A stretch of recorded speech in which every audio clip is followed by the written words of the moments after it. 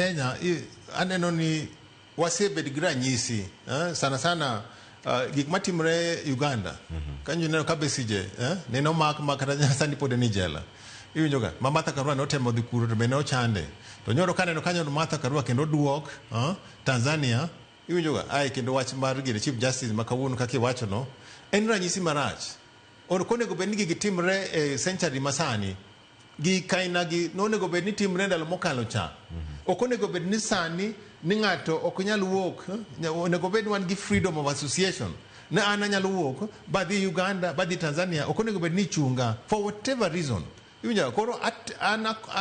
akawo thuolo ni mondo akwed gi manyoro sirkal ma Tanzania otimo to bende sani akwayo mama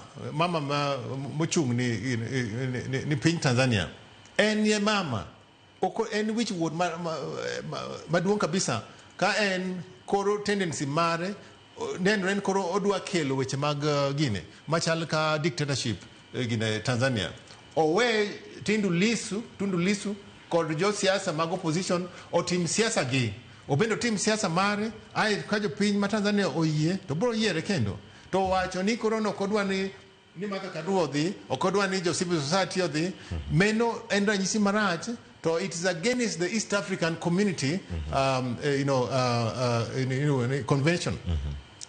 koro sani onego bed ni Africa ka sana Kenya wasebed kwa timo ranyisi maber to bende amor sana nwach Kenya waonge gi